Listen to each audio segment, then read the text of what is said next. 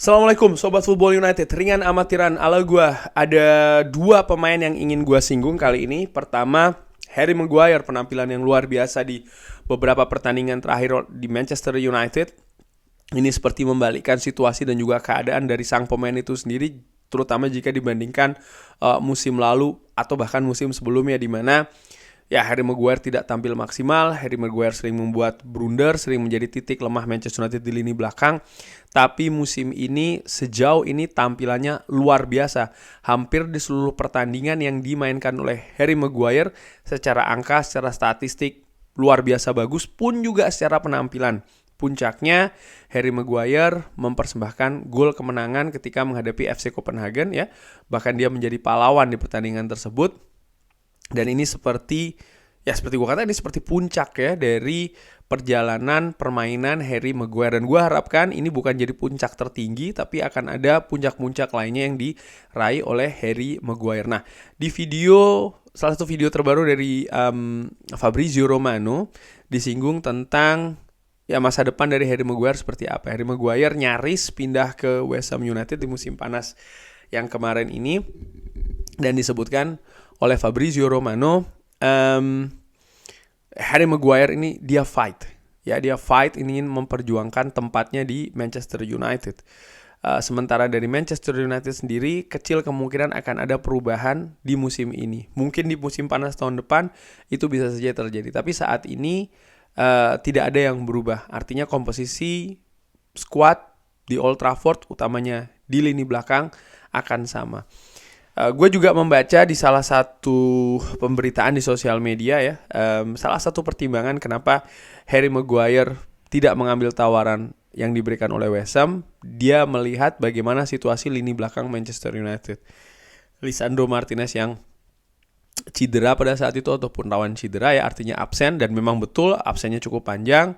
Di sisi lain situasi dari Rafael Varane pun juga tidak stabil. Ini memberikan semacam kayak intuisi bagi Harry Maguire bahwa peluang dia untuk bermain di Manchester United ini besar.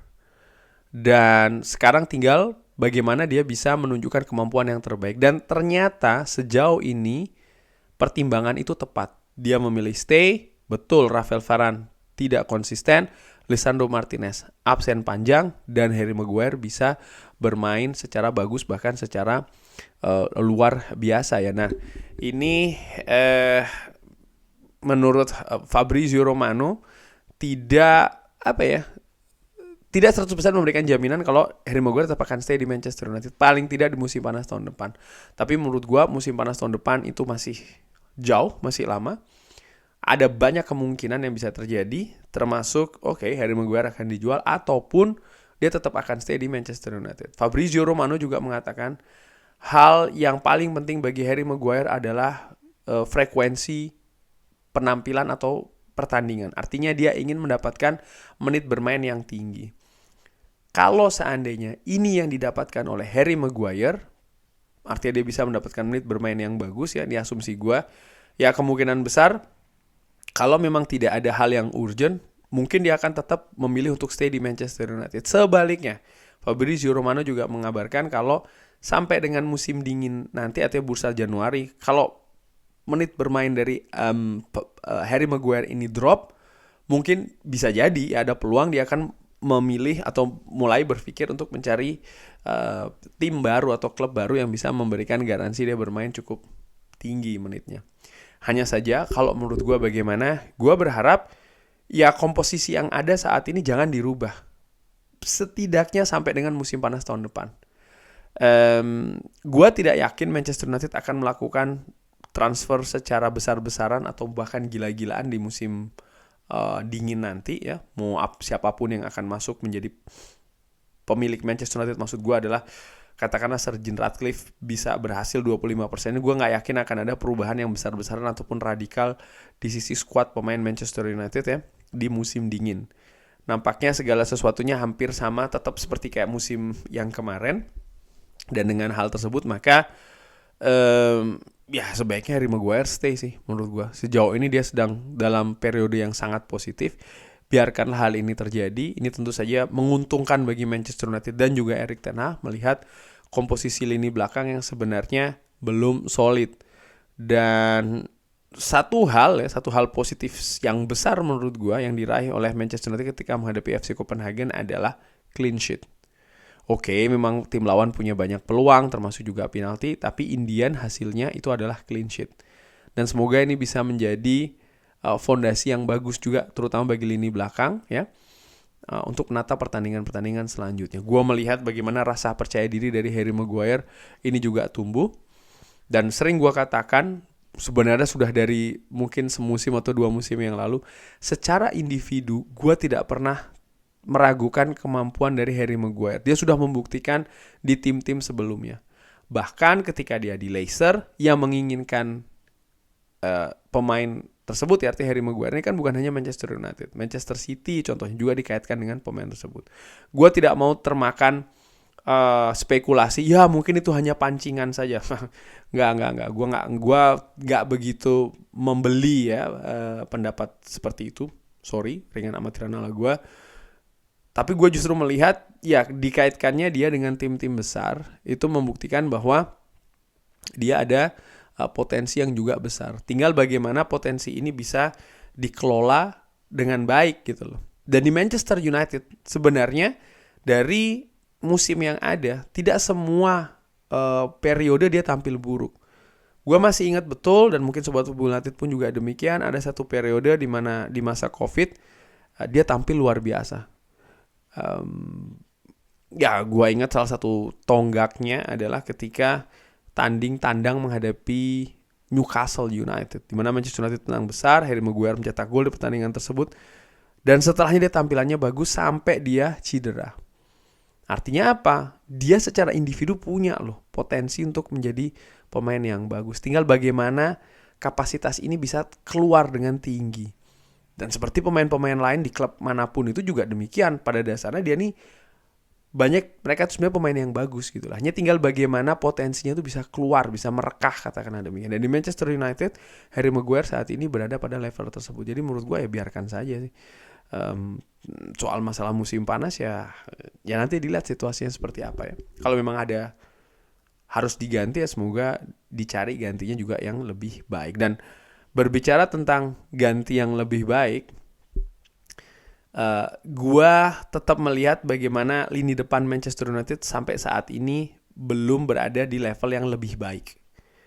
Rasmus Højlund punya potensi yang luar biasa, tapi saat ini nampaknya belum terjadi di Manchester United gitu loh. Tapi gue percaya pemain ini punya potensi dan juga masa depan yang sangat-sangat besar gitu loh. Tapi lini depan Manchester United selain Rasmus Højlund ada seorang Anthony Martial yang sampai dengan saat ini menurut gue kontribusinya masih sangat minim nih. Nah kalau melihat rencana dari Manchester United musim panas kemarin sebenarnya kan ingin mendatangkan striker premium. Hanya saja ada beberapa pemain yang diincar tapi dengan pertimbangan-pertimbangan tertentu tidak didatangkan di Manchester United. Gue sudah bahas di konten sebelumnya kalau nama-nama seperti Oli Watkins, Ivan Ferguson, Randal Kolo Muani, bahkan sampai Harry Kane. Nama-nama yang dikaitkan tapi tidak didatangkan dengan alasan-alasan tertentu. Nah, gue melihat selain Rasmus Højlund, Manchester United ini tetap membutuhkan pemain depan lainnya. Dan pemain yang saat ini sedang memukau gue ya, ini sama seperti yang gue sampaikan kurang lebih 5 bulan yang lalu. Ketika kompetisi Eredivisie Liga Belanda baru saja selesai, Feyenoord menjadi juara ya. Di situ gue bikin konten ada 3 pemain yang bagus untuk Manchester United dan gue sebutkan salah satunya adalah Santiago Thomas Gimenez.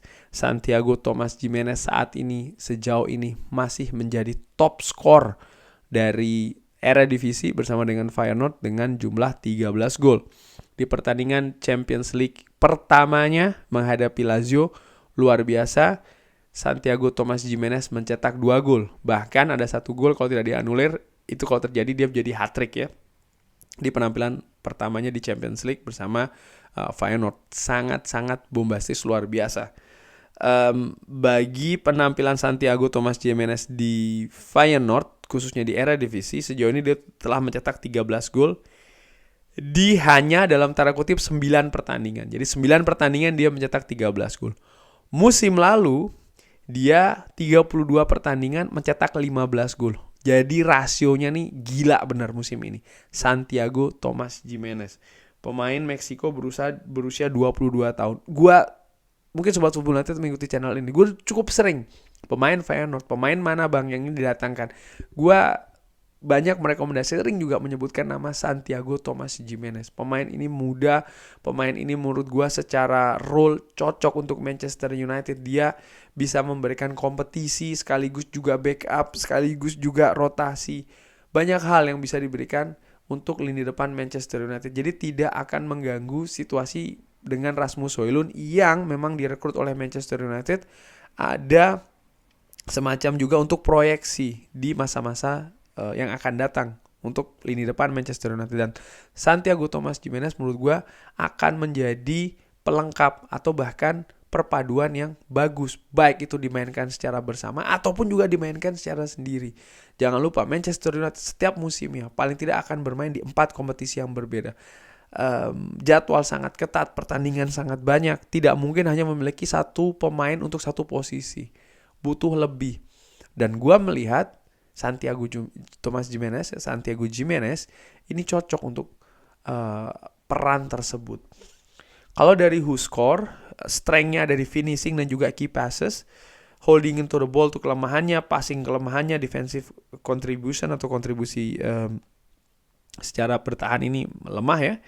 Dia suka dribbling, dia suka set piece, dan dia tidak mudah jatuh. Kemampuan fisik dari Santiago Giménez ini luar biasa. Finishing, insting mencetak gol sangat tajam. Ya, gue tahu era divisi ini berbeda dengan dengan IPL. Tapi dari apa yang gue saksikan, dia ini pemain yang luar biasa. Gue tidak heran ya kalau musim ini akan menjadi musim terakhir dari Santiago Giménez di Feyenoord. Bahkan gue akan sangat heran kalau musim depan dia masih berada di Rotterdam. Dan menurut gue juga sangat mungkin musim depan dia akan membela tim yang besar juga, di liga yang lebih besar daripada Eredivisie. Saat ini Fabrizio Romano mengatakan ada 2 tim yang dikaitkan dengan Santiago Giménez, yaitu Tottenham Hotspur dan juga bahkan Real Madrid. Untuk Tottenham Hotspur sendiri dulu kan atau musim lalu sempat dikaitkan ingin mendatangkan Arne Slot. Nah, dikabarkan ada keterkaitan antara Arne Slot dan juga Santiago Giménez. Dan untuk Manchester United sendiri sudah pernah dikabarkan ya di bulan April tahun ini ada kontak antara klub dengan agen dari sang pemain. Tapi mungkin masih hanya sebatas komunikasi pembuka saja.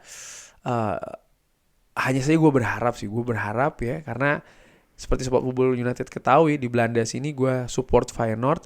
Dan bukan hanya karena support Feyenoord terus gue menginginkan pemain Feyenoord. Enggak. Gue menginginkan Manchester United mendapatkan talenta-talenta terbaik. Baik untuk saat ini maupun juga saat-saat yang akan datang. Dan gue menilai, gue bisa salah sekali lagi, tapi gue melihat Santiago Giménez ini sangat luar biasa. Di kompetisi lokal, dia bermain luar biasa. Golnya banyak. Debut di Champions League, menghadapi Lazio di kompetisi Eropa, juga luar biasa. Bersama dengan tim nasional Meksiko. Dia baru dipanggil di awal-awal, artinya belum lama ya, tapi dia juga sudah mampu memberikan penampilan yang menawan, bahkan kontribusi gol juga. Ini sesuatu yang luar biasa menurut gue, Santiago Giménez. Saat ini kalau menurut Transfermarkt harganya ada di sekitar 40 juta. Orkun Kökçü, bintang Feyenoord musim lalu, kapten, pemain yang juga luar biasa, sangat vital, dijual ke Benfica kalau tidak salah. Harganya kan sekitar 30-an juta. Maksud gue bukan harga dengan yang sangat-sangat tinggi sekali ya Orkun Kökçü ini, sehingga menurut gue sebentar gue ingin double check ya, bahkan menurut SofaScore nih ada di angka 25 juta euro. Bagi klub seukuran Feyenoord, angka 25 juta euro itu udah sangat tinggi banget. Dan sekarang Santiago Thomas Giménez menurut Transfermarkt harganya 40 juta. Dan gue yakin dengan harga 40 juta atau maksimal 50 juta itu sudah bisa didapatkan oleh Manchester United. Yes, gue tahu budget dari musim panas tahun ini sudah dikunci. Kemungkinan di musim dingin nanti bursanya Manchester United tidak akan banyak bergerak, tapi di bursa musim panas tahun depan, menurut gue kalau Manchester United bisa melepas atau menjual Anthony Martial, ya, maka kalau ingin mendatangkan satu striker, Santiago Thomas Gimenez. Kita lihat ya akan kemana Santiago Gimenez musim panas tahun depan. Kurang lebih demikian. Terima kasih sudah menyaksikan. Jangan lupa like, subscribe. Wassalamualaikum warahmatullahi wabarakatuh.